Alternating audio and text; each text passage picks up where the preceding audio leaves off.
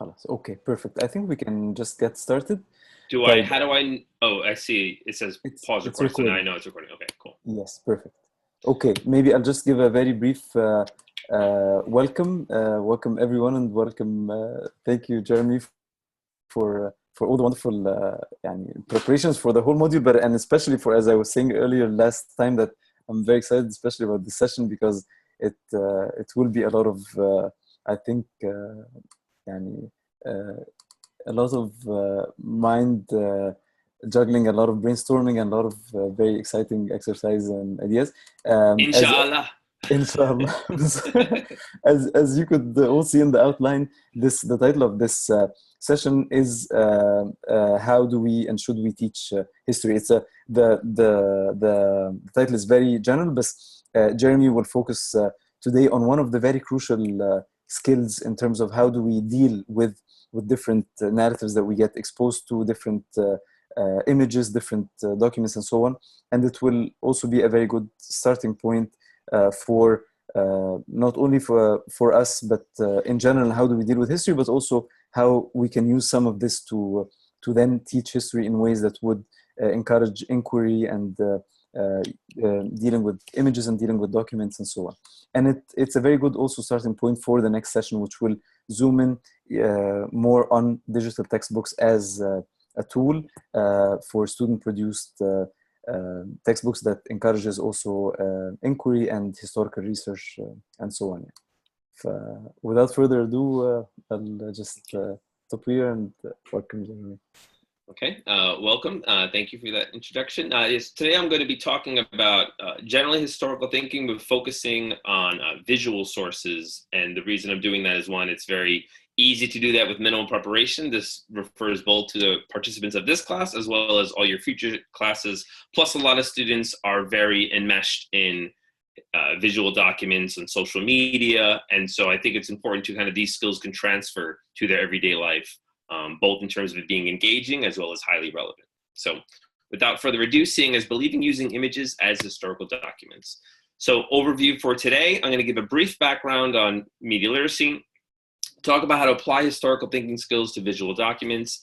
And in the final activity is I'm going to have you adopt the historian's perspective in choosing visual documents for historical exhibit. So first thing I'd like you to do is tell me what is happening here. And just, you can write down, if you have pen and paper, 2 to 3 sentences, or you want to type it out, but just, a few sentences describing what you see in this picture, any details you like.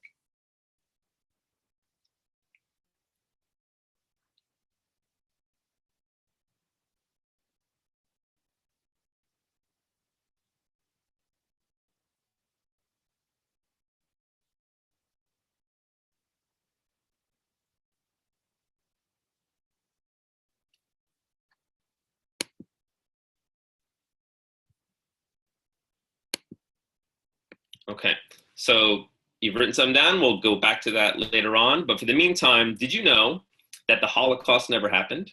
It was a hoax. This was the conclusion among many 8th graders in the town of Rialto, California, who were using online primary sources as a high school history assignment to write an essay about the Holocaust. And so the fact that not a majority, but still a significant minority of students came to this conclusion talks about the dangers of just unleashing students into the wild to have them find sources, but without being equipped to the skills on how to analyze these sources.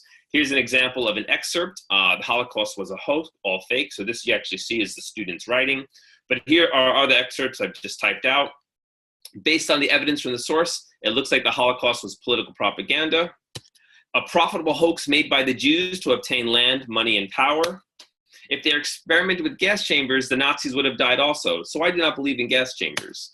This was fake because the diary of Anne Frank was written with the ballpoint pen, and those didn't exist back then. So these are all sort of things you can find on Nazi sympathetic websites, Holocaust denier websites, but because these students weren't equipped to understand what is it a legitimate source and what is just sort of racists making things up to further an agenda, they can come away with these conclusions.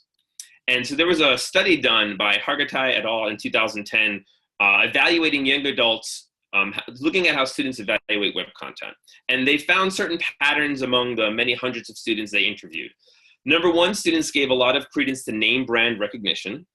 So Google, Yahoo, Bing, if it was something, it was a search engine that they recognized and was very popular, that gave it credibility. Whatever, if they put in something in a search engine and whatever came near the top, those were considered the most relevant. Whatever the first few ones that came up were considered most reliable. There was sort of this hierarchy. They kind of understood .gov was the most reliable. Then right below that, they put edu and org in the same category as pretty reliable. And then at the end was .com. Oh, anyone can make a .com, so that's least trustworthy. And generally, a lot of students also thought Wikipedia wasn't reliable, and this is often because teachers tell them that, oh, you can't trust Wikipedia, anyone can put anything there. And I'll talk a little bit later about some of the misconceptions about Wikipedia. So let's just go through an experiment. What if you did this? So if you went, and this is a screen capture from some months ago, so it might get a little different result if you did it now or based on the algorithms of your computer. But when I put in Martin Luther King, famous civil rights icon in the United States, in the search bar, let's look at the first three entries. Well, first you see Wikipedia. Oh, okay, students told, no, don't cite Wikipedia, that's bad, anyone can make up things, so they're likely to ignore that one. Let's go to the next one, biography.com. Oh, .com, I heard sort of .com is probably not that good, anyone can make it up, that's not trustworthy. Here we go, .org. Org is a good one, and it even has the word true in it, so this has to be a good site. So let's click now on this site and see what we get. If you go to the site, you see this. Does anyone have any firsthand comments upon looking at this website? Feel free to share any thoughts you might have. Looks commercial, a little bit. Okay, looks commercial. Anything else?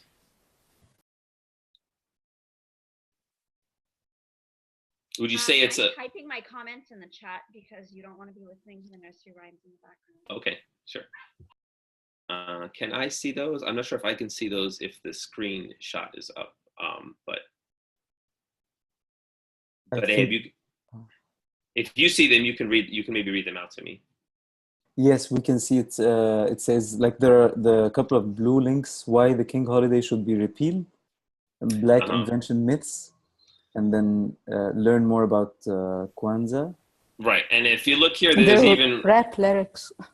Rap lyrics, right? So you would think that this is supposed to be a site. Why would you have rap lyrics? If you look here, I'm effing for God, I'm not a Negro tonight. Some really derogatory language here. And then if you look a little closer, when you go to the bottom, you see hosted by Stormfront.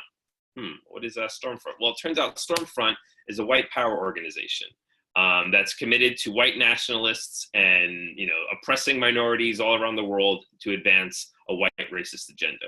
And so by going through this step that many students think, using these sort of assumptions as to what is a reliable site, you could end up at a racist site for your information about Martin Luther King. So this sort of exercise speaks to the importance of equipping students with the skills to read and evaluate online content. And so for this lesson today, I'm going to be focusing on visual documents. And it's important to understand that images are not reality. Many students think images are reality, like, oh, that's a picture, that happened. But they are illusions, they are constructions, they reflect a wider context, which is often not available to you. And it's essential to have, there's four kind of skills that many who study historical thinking are essential to equip students to evaluate sources. One is sourcing, which is who created it. Next is contextualization. What is the time and place in which it was created?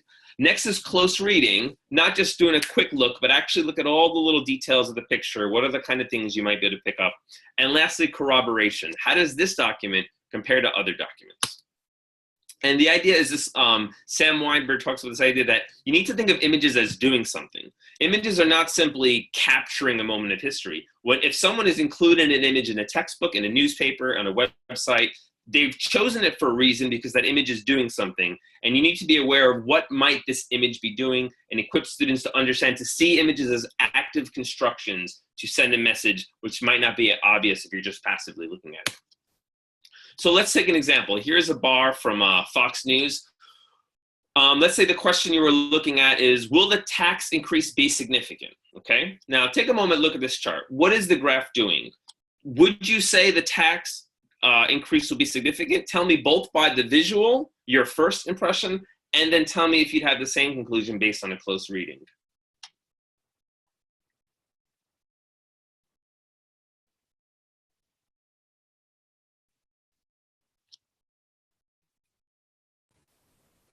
When is the now referring to? Or what date is the now? So now would be what the tax rate currently is, and this was January 1st, 2000 Which would be is- what Which the is Democrats 2017. wanted. Okay. Yeah, sorry, this is from 5-6 years ago. Okay. So it's criticizing a Democrat tax plan that's going to raise the taxes. So when you first see that, does it look like it's a large tax increase? Yeah, I mean, clearly you're seeing a Yes, visual the bar. graph, yes, but the numbers no, because it's Exactly. 35 only to 39, so it's not a real increase. Exactly. So it's really not that large if you look at the numbers. But the point is, this image is doing something. If you see this, it's accurate in terms of the numbers are true. But what it's doing is misleading you. Oh my God, look at that! That's an outrage. Look at how much the taxes are going to be increased. Because a lot of people won't go to actually see the bar and study. That's actually a small increase. So this is one of the ways it's important to look at sourcing. And here's, of course, it's Fox News. Fox News is very sympathetic to the conservative lower tax point of view. So it's not surprising that they would manipulate a graph to convey that message. Okay, what about this graph? What is this graph doing? What do you see here? It's about the graph talking about mean income by level of education. What conclusions do you think you might make? In other words, what is this image doing?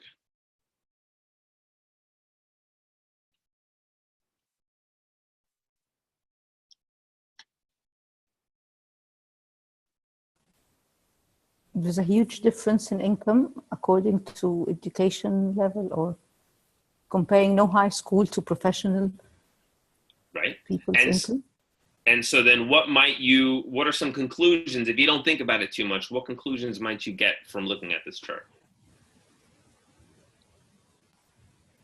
That the more education you have, the better chance you have to earn a better income, maybe.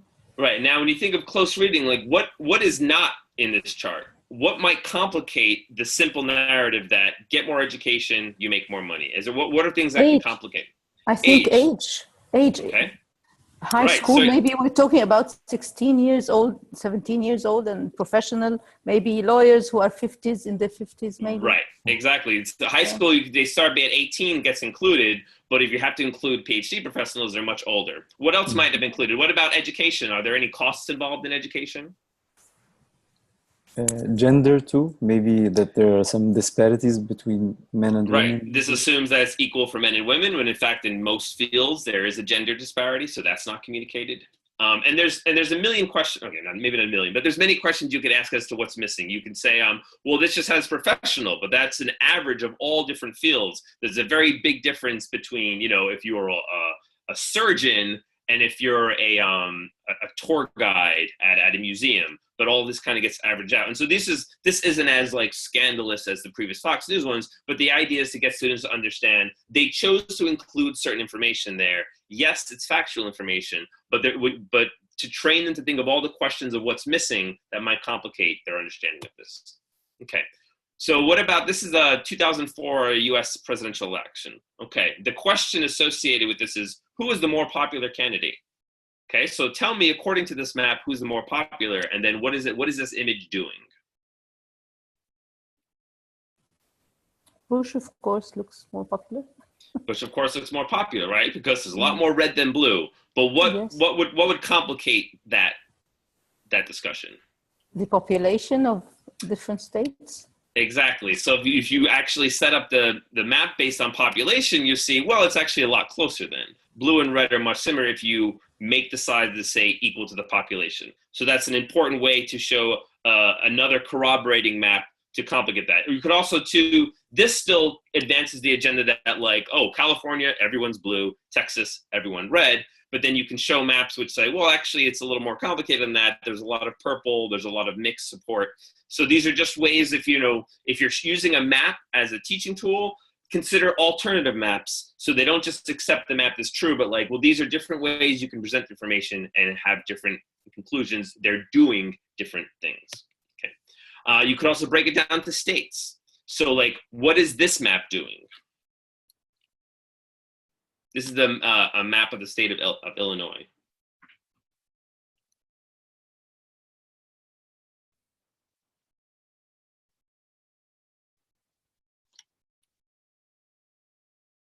What conclusions might you make based on this? What are the colors, Jeremy? Like Blue is Democrat. Sorry, blue is Democrat. Red is Republican.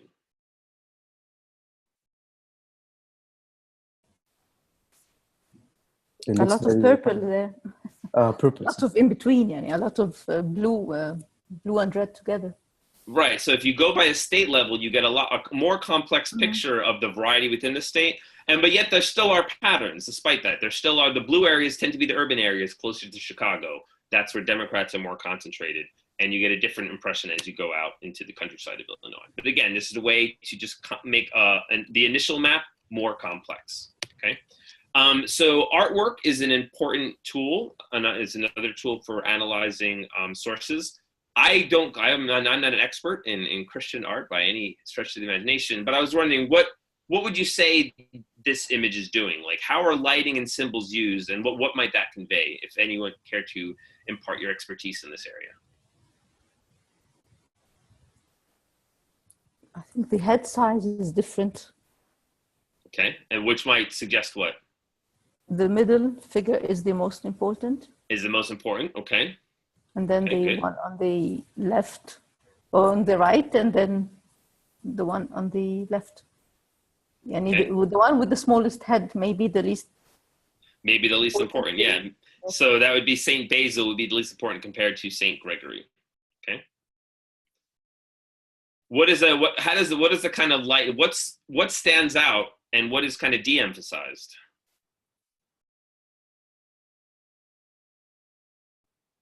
What are your eyes more drawn to light or darkness? Like, what are you more likely to pay attention to? No, the light on the forehead.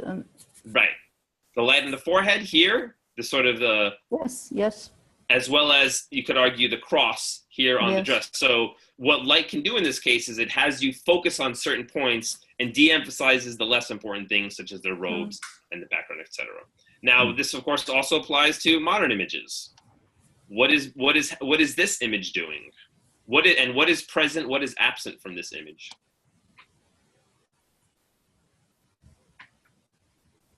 This is Stalin, by the way, if that's not familiar. It reminds me of something. We had a similar image somewhere. Oh, I can imagine. I think I may know what you're referring to. Something more familiar. I think it's an image of him offering, like the future, and like the baby is a symbol of the future. And exactly, and it's full with all the symbolism. It has the baby with the Soviet flag. He's in his military garb to suggest his sort of officialness and his power. But these are artists have these things in mind when they create these images, and it's important to impart to students that these are choices made to convey particular things. They're not just like, oh, I feel like drawing this light and I feel like including this. So what about this image? So what is this image doing? I can tell you this is an image from right at the end of the US Civil War, fought largely over slavery. And what can you tell me is happening in this image? And would you say, and the caption on the bottom says, "And not this man," it's referring to the right to vote. And it's saying, "And not this man."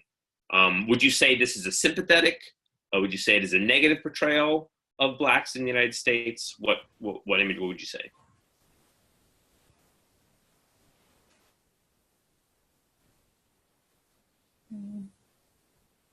It tries to be sympathetic, but it's negative. I think I agree with Nasreen that it tries to be sympathetic, but I think there's some sort of a condescending attitude, a little bit like he's passive, or that she's the one giving him that right, that he doesn't seem to have any agency or any. And I think he has. Is he a war? Maybe like So he was a former soldier, and some of the evidence of that is his uniform, and he's missing a leg. Lost his leg in combat. But yeah, you can say it's expressing sympathy for him, but in this kind of very white man's birding, condescending kind of way. The primacy of the white woman in the middle. She's the one who's entreating. He's just kind of off to the side. He's just a victim who needs help and support. So yeah, it's sympathetic, but it has this condescending overtones. Now, a close reading. This is from Harper's Weekly in 1865.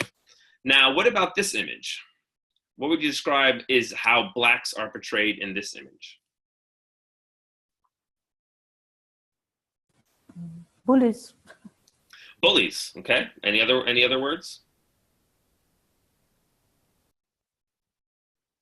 Not very human, actually. Like Not very human. Yeah. So compared to here, where it might be condescending, but still, he looks very human, as we understand. But this much more caricatures, and compared to other whites in there, you say they're made to look much more grotesque.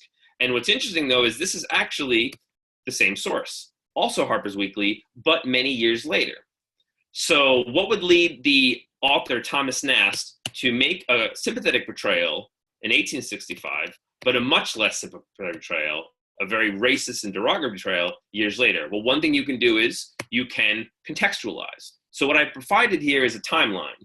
These are some major events that happened in the United States from 1865, the year that the first image was created, to 1874, closer to the year the last image was created. So by reading this timeline, take a moment to read it. What are some things that may account for Thomas Nast to have changed his view on how to portray blacks in the United States?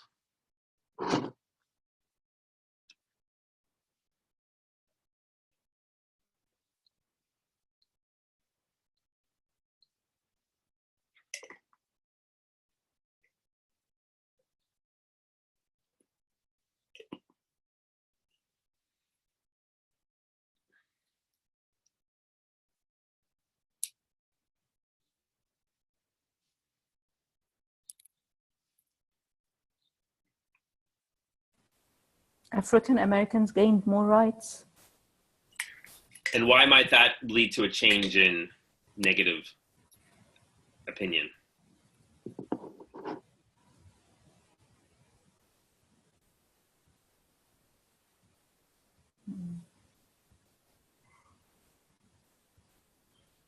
Understand it, but I can't explain it. Yeah, so so essentially what one could argue is that before people have rights, they're not asserting their authority, they kind of accept their position a lot. Yes. Once they actually have rights, it's sort of like, oh, who do you think you are? And you think you're equal with us. And then it's very easy to focus on anything that might go wrong in terms of corruption. Yes, to exactly. basically, okay. Is there anything else in the timeline that you think could possibly explain Nast's changing opinion?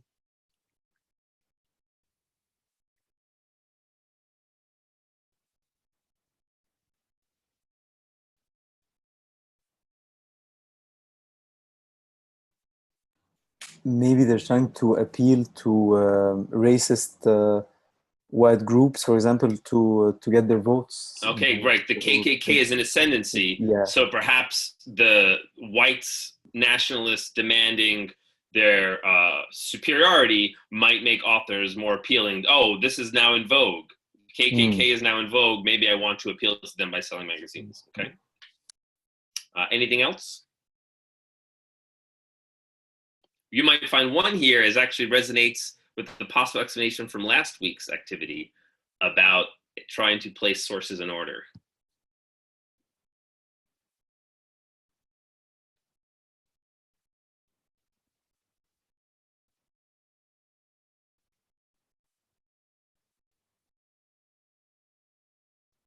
Thoughts? Okay, so I can say one can possibly point out Panic of 1873, economic recession, there tends to be, when things are not going well, you want to turn on minorities. And this is a possible explanation for when everyone's doing well, you could be more tolerant because everyone's happy. But when the economic pie shrinks, that's where dominant groups are more likely to turn on marginalized groups. So that's yet another explanation.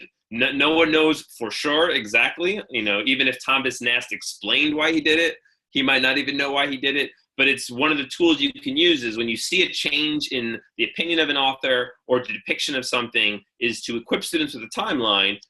You're choosing certain events, but the idea is that they can at least understand how to make an argument and see different data points. And there is no necessarily right answer, but there's multiple answers you can choose to explain this. Okay, so I thought I'd throw in, do you guys need a break at all here? You guys need to, or are you okay to keep going? It's up to you. All systems go? Now keep going, if possible. Okay. Okay. So photos, so a lot of students have this idea that photos show what really happened. Like, unlike art, which could be manipulated, and the paintings, etc., but picture's a picture. You can't lie. Taking a picture. So let's say, for example, here's a picture of Stalin with some of his allies in government. And then various paintings of it over time show, well, one by one, certain people fall out of favor. First this guy, then this guy, and finally this guy, and it's Stalin alone. But a student might be likely, okay, but that's sure they use the art to get rid of them, but you can't mess with the picture. So there I show them this picture of Stalin. Again, the photo doesn't lie, except that this photo had doctored out this person. So, I mean, students understand the power of Photoshop, but if they're not expecting a Photoshop or they have no reason to think about it, they might not be aware about photos themselves can be easily manipulated. And especially as time goes on, the skills you need to manipulate a photo are actually less and less. There's back in the day of Stalin, there was a handset of professionals who had the skills to do this. But now a lot of people with very basic Photoshop skills can do a lot of this editing. So here's also two photos of Gorbachev, 1985 and 1987. Can anyone notice one significant difference between these two photos? I guess there's more than one, but one kind of stands out to me at least. The birthmark. Yes, the birthmark. The famous birthmark of Gorbachev is here, but it's not here. Now, why might you speculate that this picture has no birthmark and this? Do you think he developed the birthmark between 85 and 87? Maybe he used the first one in his election campaigns, or... Okay, so yeah, so it could be like at first he's insecure, so he wants to have that's possible. From my understanding is he actually, this was the image on the left was the one they wanted to put for him, and as he got power, he insisted they put this one on the right. And so one could, if you contextualize, you could think about Glasnost was the policy in Gorbachev of 1985 to be more open, to be more transparent. So perhaps this was the way in which Gorbachev himself says, well, if I'm going to be more open, let me show the people what I actually look like. I have this massive birthmark on my head. The photos should depict that. So again, it doesn't mean that that's definitely what happened, but it's to help students kind of come up with these reasons when they analyze sources. Okay, here's another source. Okay, this source was, I found this was an image on Twitter, someone talking about an anti-Trump protest in Los Angeles. Okay, so now I'm going to ask you to engage in the skills of close reading if there's any issues you find with this source, this image, and the accompanying explanation.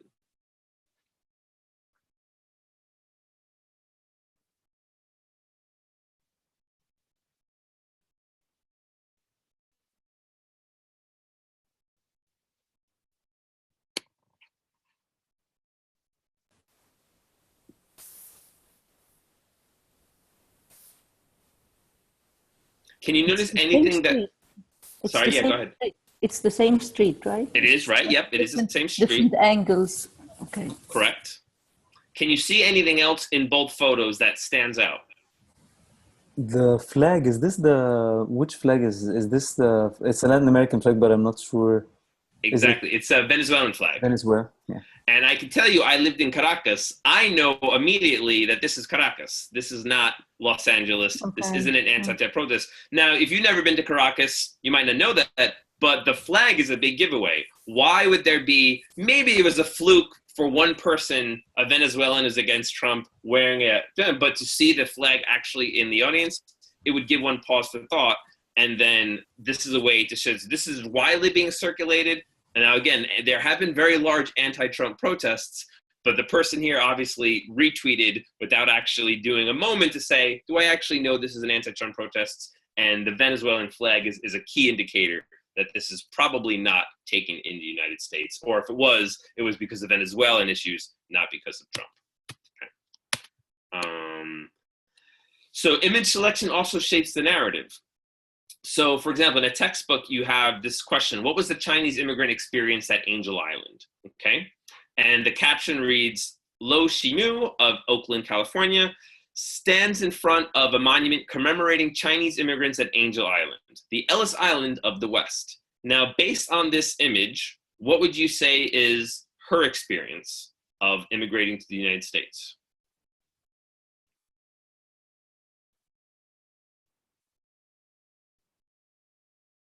How does she look? How would you describe her emotions? Wearing Mickey Mouse. Mickey Mouse, okay, yeah, very bright, festive, pro-American, right? Anything else? And what's her facial expression?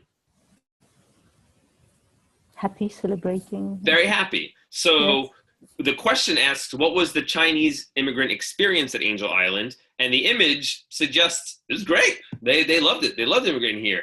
But this is a way in which if you choose an image, you can actually answer the question, even though you haven't provided any text to answer the question. Now, what would have happened if this was another image of the entrance for immigrants in the West?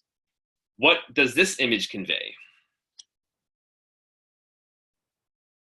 Does this convey a very happy, welcoming experience for this immigrant? Yeah, no, it looks pretty formal.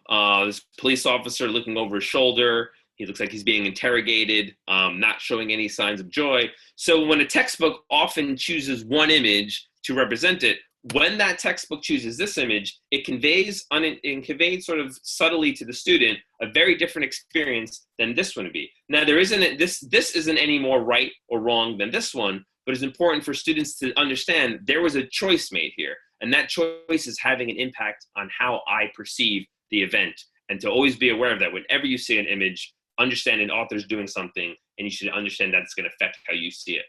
So now, going back to that earlier image, tell me what you wrote about when you saw this. How did you describe what happens? No wrong answers, no wrong answers.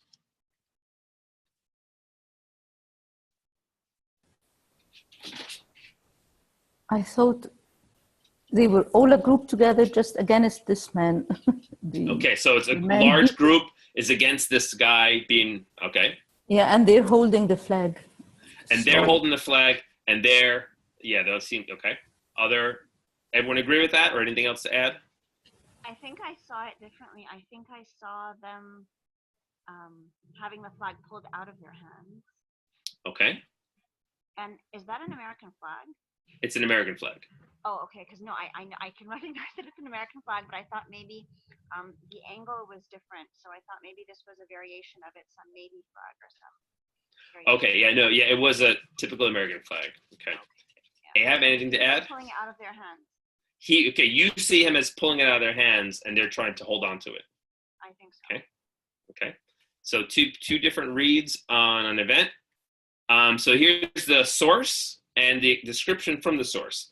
Michael Brown protesters fight to regain control of a flag that was taken by a fan, right, leaving the Edward Jones Dome after the St. Louis Rams game, as it's Sunday, 2014. Several fights erupted in a confusing and hectic scene as fans and protesters mixed after the game. So now, I think you could, just by looking at that image alone, you're going to draw wildly different conclusions, but this is the importance of the sourcing to understand the background. And not just sourcing, you can also corroborate with what's companion photos. Now, you don't always have access to companion photos, but when you're teaching with images, it's helpful to teach with images where you do have companion images to show the problem of drawing a conclusion just based on one image. So here's images leading up to that moment. And as you can see in the bottom left, it very much corroborates what you had said about it looked like it was being pulled away. And there it's less clear. You can kind of still see in the bottom it was being pulled away, but it's easy on a quick glance to think it's a group of people knocking this guy over, hitting him with the flag. But companion images have a way of sort of explaining what's really going on. Here's another one, China-US basketball game. Okay, here's one image. If you only saw this image, quick, what happened in this game? Who are the aggressors? Who are the victims? The aggressive Chinese, of course. Aggressive Chinese, right? Okay, now let's look at another image. Would you hold that same hypothesis?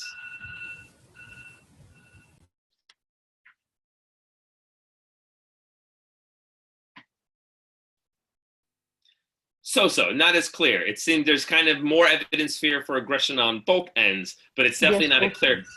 Now, where do you think this picture might be, and where do you think this picture might be from? Take a guess. Take a guess where the picture on the left comes from. What country? The first one. Sorry? Sorry, go ahead. Okay, and the picture on the right, where does that come from? Well, I would say the first, of course, from the US part, and the second one by the Chinese. Exactly. So the first picture is from the Washington Post, and the second picture from the China Daily. Same exact event, same date, but two very different choices to kind of convey a very different scene. Even if the text was identical, a lot of people aren't reading the text. A lot of people are just looking at the images. They're going to have a very different conclusion of it because of the image chosen. Okay, so I'm going to talk now. One thing I'm going to share with you is a journalist actually going through the process of choosing an image. And this is a little bit disturbing, but I think it's a pretty important event to understand how an image goes about. So this is, are you familiar with this image? It's called The Falling Man. 2011, I think. Yeah, exactly. Sorry, 9/11, not 2011. Exactly. Yeah. And so this is one of the more iconic images. Richard Drew's photographs from September 11th. And why do you think he chose this image instead of this one? He had this image too.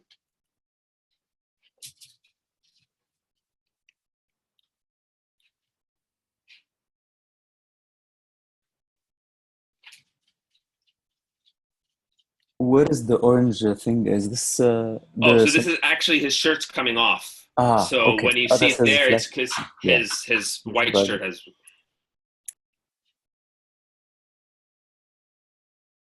Which do you think shows more dignity to the person who is dying here? The first one, the one he chose. Right, and so in addition to the fact that it showed more dignity, this is more of a struggle. It also has this iconic imagery. It has the two towers next to each other. He seems to be cutting them in between. And so I'm going to now let you watch as a short video where he actually, the journalist explains how he chose that picture and how it came about, just to get an idea of, again, this is not something you often have available to you, but this is, I think it's important for students to understand that choices are made, and it's nice here that a journalist actually talks about the choice that he made. Let me click on that. Can you guys hear this? Yes.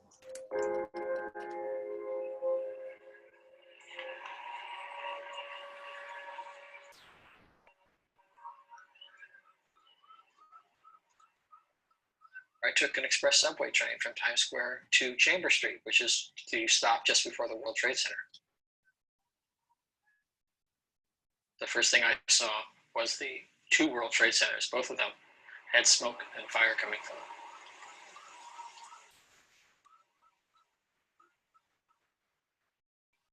I just started making my pictures.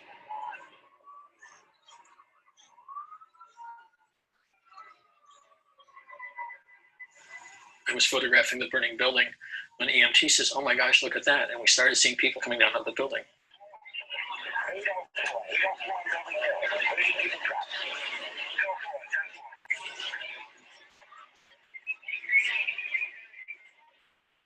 I instinctively picked up my camera and started photographing them, following them as they came down, until I photographed what has become known as the falling man. It's a very quiet photograph.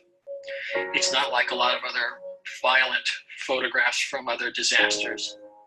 There's no blood, there's no guts, there's nobody getting shot, but people react to it in a way that they feel that they can relate to this photograph, that they might have been in the same situation and they might have had to make whatever choice the man in the photograph made.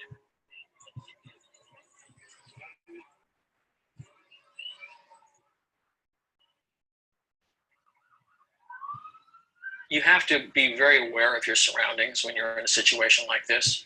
You have to be careful that you don't become a victim. Journalists don't run away from a falling building. We don't run away from the fire. We run to it because it's our job to record history.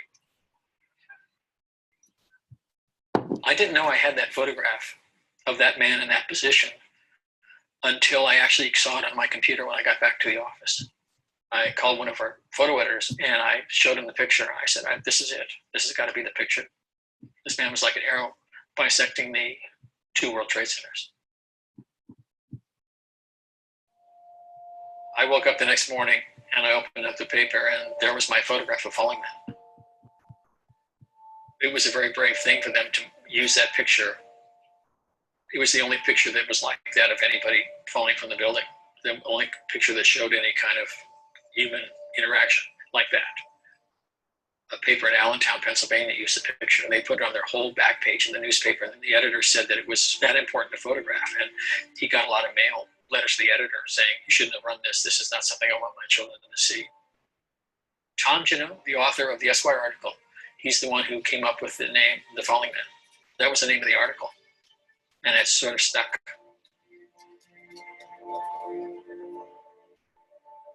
I've never regretted taking that photograph at all. It's probably one of the only photographs that actually shows someone dying that day.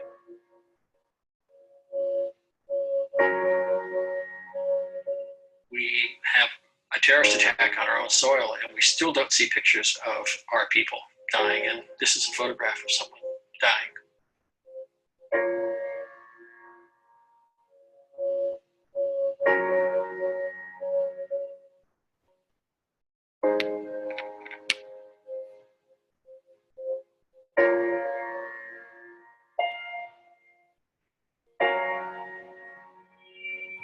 And by the way, this comes from a documentary called The Falling Man, which is this is a great documentary. And actually the whole documentary is about the process of how an investigator goes to find out who that guy was. So it's just kind of this idea. It's like an historical journalist investigation.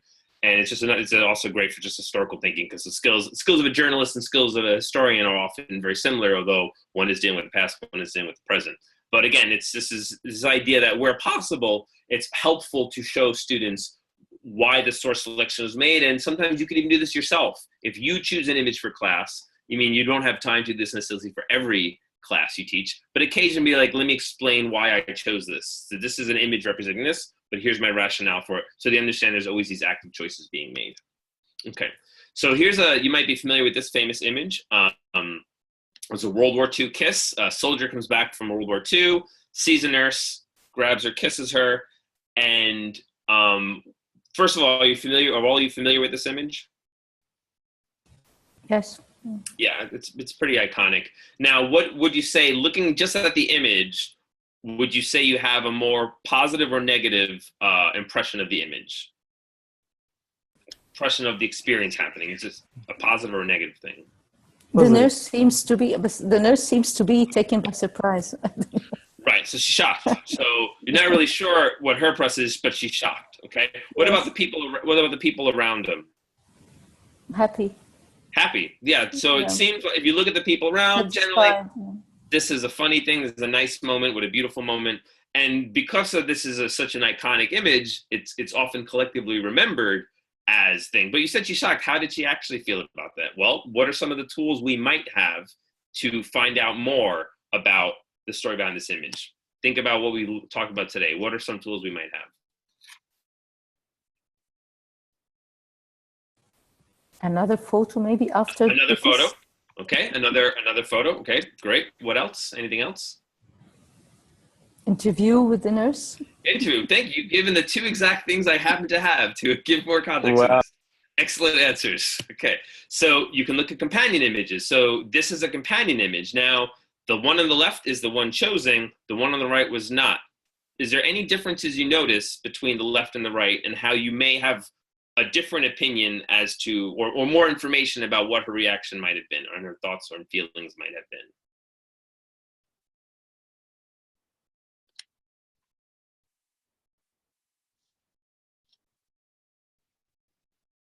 Can you see, look at, so her legs, her hips, her face, pretty similar, but can you notice any difference with the arms?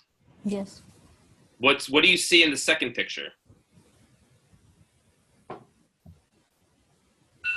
She's more welcoming. I don't.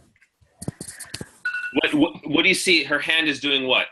How would you describe her hand in the second picture? Is she pushing him or hugging him? I can't see. Well, yeah, what you can see is it's maybe it's too small, but it's a clenched fist. Okay.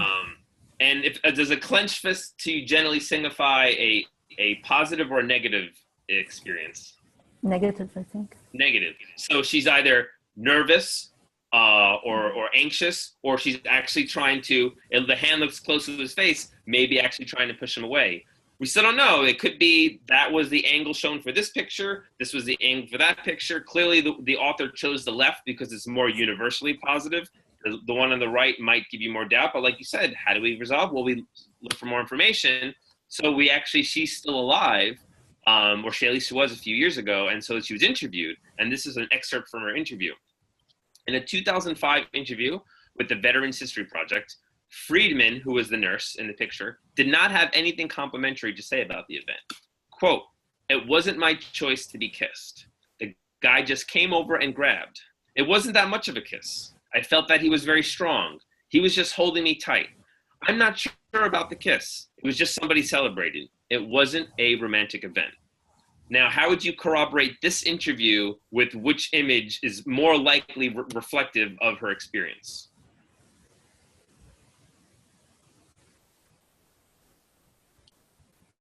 The one with the clenched fist, which where she's a bit nervous or taken by surprise. Exactly. Probably. Right, and so this is again, this why this is a great image. It's a very well-known image, and it has this very positive collective message. Like if you look at, this is a picture I found of, oh, hold on, people. There's now a famous statue of this in Times Square where couples go and they kiss. Now, if you actually look at the actual event, the corroborating photos of the interview, it seems like it's borderline sexual assault. She was clearly not a voluntary participant. She did not have a positive impression of it, yet it's remembered very differently. And this also speaks to the difference between what historians would determine is the most likely interpretation of what actually happened is very different from how it's remembered. It's now remembered as a symbol of the end of the war. The trauma and the horrors of World War II were finally over. The soldier comes home to celebrate, two people kissing. And even though I'm sure most people don't know the actual history and her actual experience, but this shows about the difference between actual historical investigations through sourcing, contextualizing, corroboration, and what's assumed to be these historical memories because there's a narrative associated with a positive association with the event. So, okay, so for the activity we're going to do now is you are the historian. And this will not take very long, but I would want you to take a few minutes to think about it. You have been hired to write a book about the Suez Crisis, okay? So you're all historians, and the publisher also wants you to choose an image for the cover of the book, okay? So now I want you to take, I assume you all have internet access, yeah? Obviously, we're in this together. Take 5 minutes to look for any image that you feel best represents this event, and then share it with my email there. So I just, if you need more than 5 minutes, that's fine, but just go through a search engine or any other sources, find an image, share it to me, and then I'm going to share with all of you the images you give me, and then I'm going to ask you to explain why you think that image best describes. So take a moment, even if you want to think about it. What do you have this image of the Suez Crisis? What might you like to look for? And have some time, go find me an image. Talking about the Suez Crisis of 56. Exactly, right? exactly, yes, yes. Yeah, I'm sorry. I guess there are multiple Suez crises, but yeah.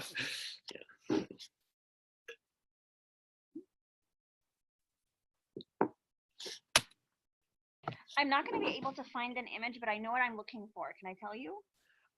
Sure. Can you write it to me in the email so then I could share with everyone, because I can't see the chat right now.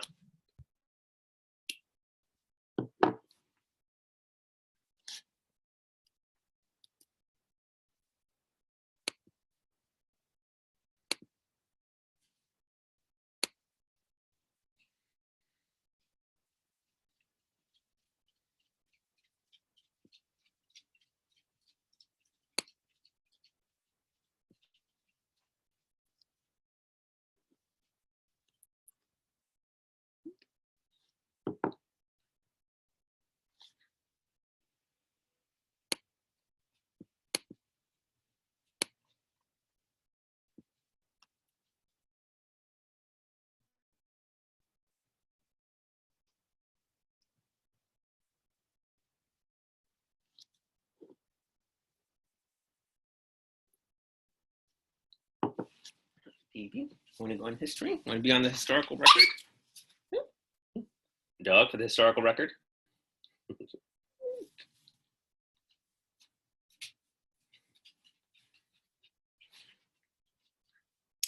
I got to teach in class right now. Can't wait.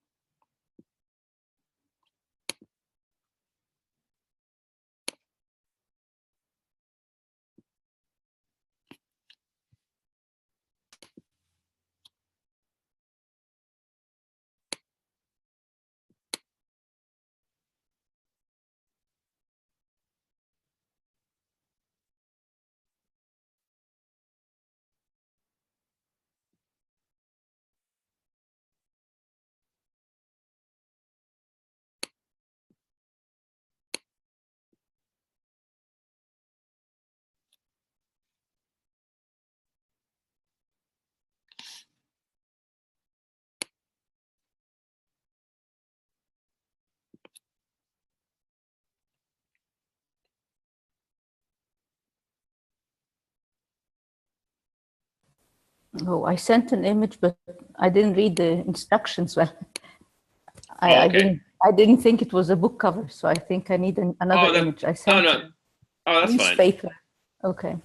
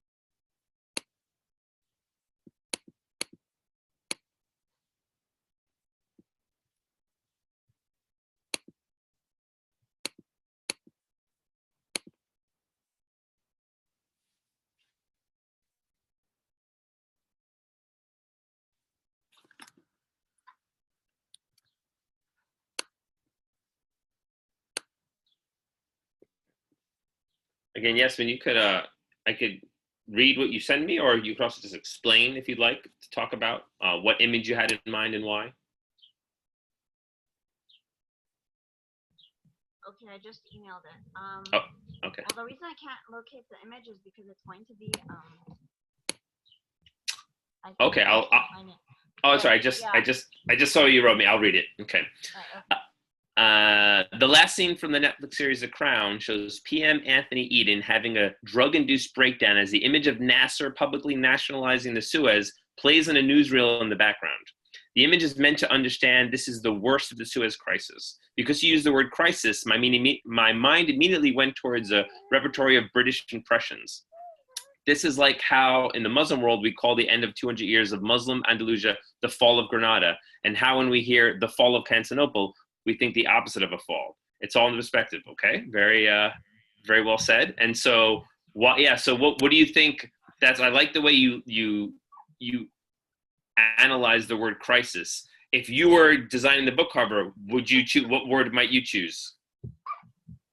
A book cover for an Egyptian book.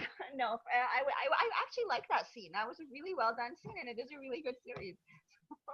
So I think I like that scene. It's very well done. And why Nasser? Why is it important for you to have Nasser in the image? It wasn't just Nasser. It was Nasser making a speech to the Egyptian people announcing the nationalization of the Suez Canal. Okay, so it was the fact that it had a lot of different components to it. A combination of the whole Suez crisis, as far as Britain is concerned. Okay. And Nasreen, tell me, why did you choose this image?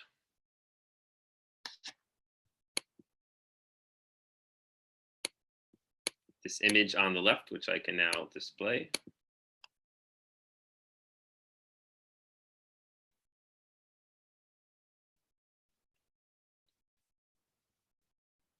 Hello, Nasreen, you there?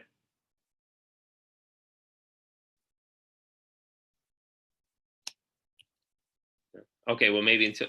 Oh. I think Nasreen today, she had sent earlier saying that her internet connection is not that stable. Oh, so okay. So. Okay. No, I'm sorry. There we go. I sent the first one only, the British, the newspaper one. Okay, and why did you choose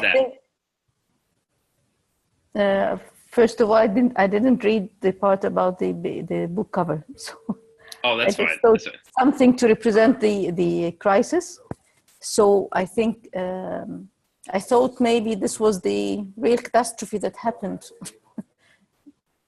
Okay, so you like that it grabs your attention. It's a headline, but it also has a lot of information. So yes. There's a lot of different the map and. Okay. And then lastly, Ahab, why did you choose your image? Yeah. If I chose it, first of all, when the word, I think also resonating a little bit with what Yasmin was saying, the word Suez crisis didn't resonate, and that's why I think Nasreen was asking, is this because the way we're total and the way it's termed in Egyptian history is the tripartite aggression on Egypt, العدوان الثلاثي على مصر. So this is the way we're always learned, like the idea of a crisis or anything. It's an aggression on Egypt when it was basically exerting its own right influence on nationalizing its Suez Canal. So that's the way we're brought up. So the dominant narrative in my mind in the textbooks that I've read and so on is always focusing on the people's resistance, how even housewives took to the streets and hit the British, French, and Israeli soldiers on their head with like spatulas and pots, and even kids were doing stuff and so on. So I actually, when I Googled in English Suez crisis, it was all mockery and caricatures making fun of Nasser and so on. I couldn't find anything when I Googled in English, so I had to write in Arabic Egyptian resistance during the tripartite aggression. And then I got few images of this, but these were totally omitted from when I Googled in English the Suez crisis images. And so and this is exactly what I was hoping the lesson you get is that the framing has a big impact, the words. So the framing from the Western point of view is always crisis because it's thinking of other countries as economic areas to be used for the Western's benefit. So here we have Suez Canal there's a problem because the West is not going to have reliable shipments. So it is a crisis. It's a crisis for the Western countries that have to resolve. How can we get Egypt pacified so that the Suez Canal can going? And that very different if it's framed as an act of aggression of foreigners, that just the Google search engine or whatever search engine used alone the words chosen to describe it, you're going to get the images. So just the people, if you knew nothing about it, in Egypt, you only knew the words, you might want to get an image of it. You're going to get a very different picture than a US student who only knows the words. He's been taught crisis and will go off and look for those images. So this is a great example. And even though within that, you all have this historical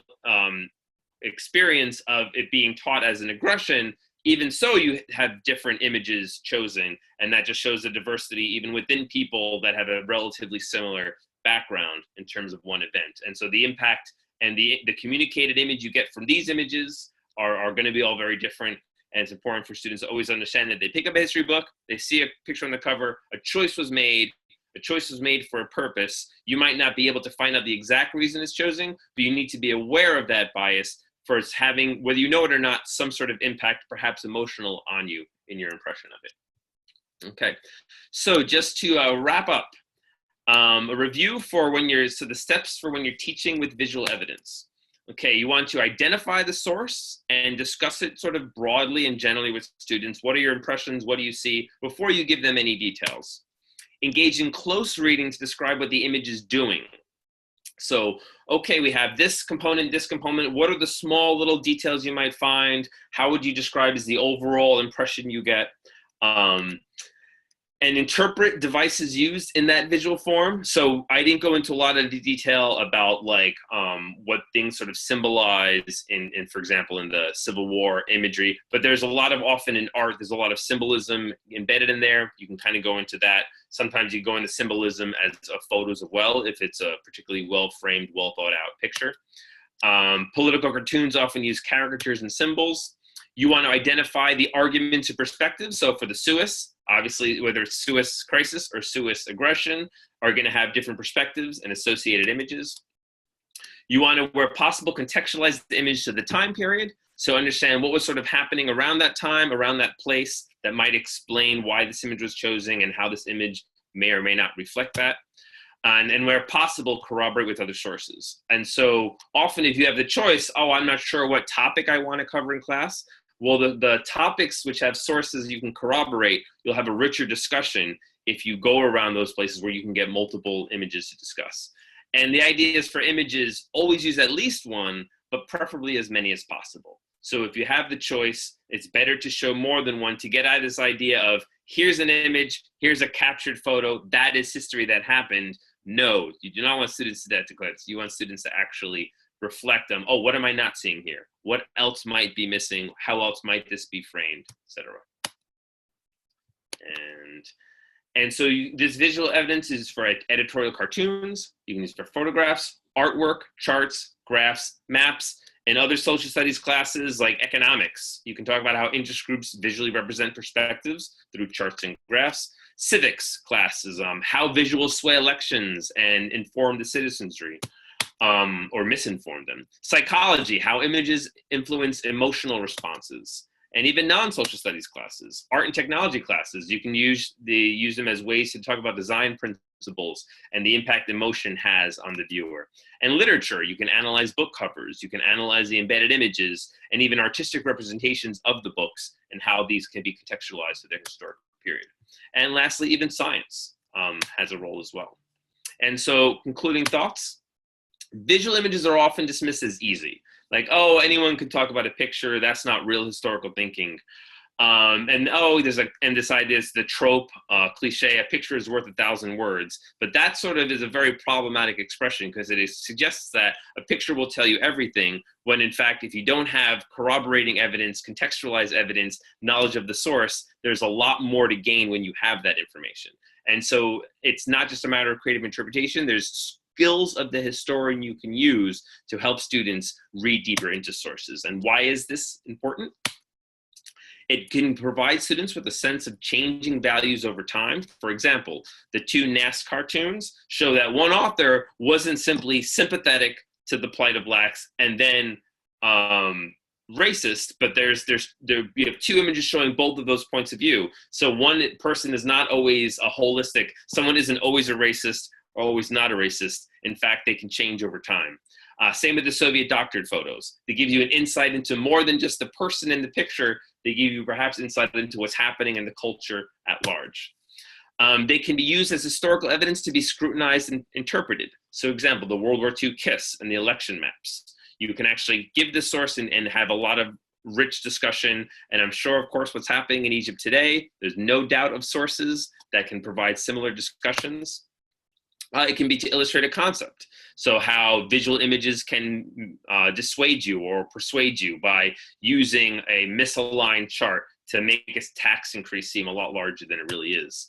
And to recognize differing international perspectives. So the basketball brawl, how two different countries can have a different perspective. And that, of course, was also encapsulated in our discussion of the Suez crisis/aggression.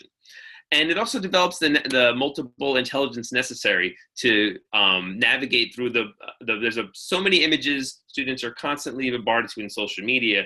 And so when they have these skills developed in history classes and in other classes, they're better equipped to not just say that image means this and dismiss it, but take the time to actually think about what's happening here. Why was this crafted? What agenda does this serve? Who shared this? Why did they share this? All these kind of questions. It's very time consuming. And even those of us who know these things sometimes don't always ask these questions when we should, but the more students are trained and equipped to do this, I think the better off we all are because of our understanding of the ways in which images can be misused. And so overall, in closing, be sure to train your students to ask what they're being fed, especially in this age of mass media. Okay, thank you very much. I believe that's my presentation for today. Any concluding thoughts or questions? Thank you very much, Jeremy. It was really rich. I remembered two current photos or recent photos. The one of the pulling down Saddam Hussein's statue. It was a close photo showing a crowd around the statue pulling it down. But then years afterwards, they showed us a photo from a helicopter or somewhere far, and we found out that only tens of people, not hundreds, around the statue. Exactly. Yeah. And another one, which was on the biggest newspapers in Cairo, here Al Ahram, showing Mubarak, if you remember, or if you've seen this, Ihab and Yasmin. Mubarak, it was a group of, I think, 5 presidents, Mubarak and Barack Obama and several other presidents. Mubarak was walking third in line. Somehow the journalist decided that Mubarak shouldn't be walking third in line and to put him in front, and everybody else was following. Yes, and, that's great. And another historical one, it was for Sadat during the 73 war. And next to him was standing Fariq Saad al-Shazli, if you know him, Ihab. And this man was, he was in dispute with Sadat later, so he disappeared from the photo.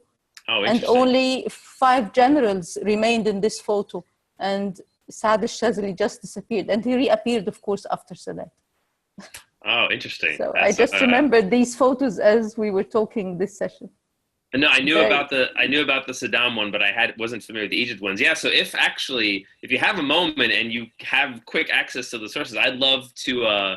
You can send them to me, and I'd love to add them to the presentation as an example. I will search for them. Okay. Yeah, I especially like that. That's really interesting with the Mubarak in third in line and to make him first in line. And yeah, that's I'm sure there's a lot of reframed in perspectives you can do with Trump at the G20 meeting in terms of the various angles. But yeah, thank you for sharing. That's very interesting. I was also from as you were talking, Jeremy. I was especially towards the end. I was thinking of especially of many of us, many of the participants were now working on developing activities or games, or as we will also work in this module with developing lesson plans towards the end. The idea maybe that a full activity could be based on investigating photos and could be done in a nice way that could be like in a fun way also, that where students are given clues and then they're asked to look at different images and come up with things, or even just even like a treasure hunt where they go to place and then they pick up particular images and get clues and then analyze and see what message is this trying to give me, what might make sense to give them. Yeah. So maybe that sounds great, and something to keep in mind too. I don't know what venue you wanted to share that, but if you develop something like that, I know Sheg Stanford through Sam Weinberg would be very interested in like submissions of these for history teachers to use. So if you did develop something like this and you were comfortable with sharing it with the world, you could submit it either directly to the SHEG website, or you can send it to me and I can send it on your behalf. But to make that sounds like a great activity. I think a lot of teachers could benefit from that, having such activity, if and when that you finally develop that. That's wonderful. And hopefully in the coming few weeks, many of the ideas will be formulated with everyone. So hopefully we can have some stuff Excellent. to share with you. Yeah. Sounds great. Well, thank you all for your participation today. It's I hope you enjoyed it. I hope you learned something. I know I definitely learned something, especially from your perspectives on Egypt. And so I very appreciate you all sharing that. Thank you, Jeremy. That was wonderful. Thank you, Jeremy, very much. Thank you, everybody. My pleasure. And Yasmina, her baby, are thanking you. Yes, thank you. Nice. We're got an early thinking. It's never too young to think about these skills. Exactly.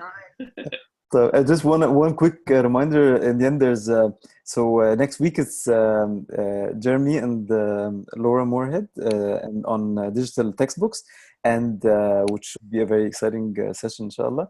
And also there's if you're interested to do it, there's also another reflection exercise if you want to think about it. A couple of guiding questions in the outline. If you want to put some ideas together and share with us, we're happy to think together and comment. That'd be great. Otherwise, we'll see you next week. And anyone who's those of us with us now and students who may be joining and watching this later, you can also send me an email if you had time to do the readings, and then I know how much time to devote next class to devoting discussing them. So like if you're really busy, no time, no problem. But if you did have time to read them and you found them engaging, just a quick note being like, I really like these readings and I would like to discuss it for a few minutes next class. And then I can think about how much time to devote to that. If you remember, but it's not the biggest deal in the world if you don't. Okay. Well, I wish you all a wonderful evening for those of you joining us from Egypt. And look forward to seeing you next week.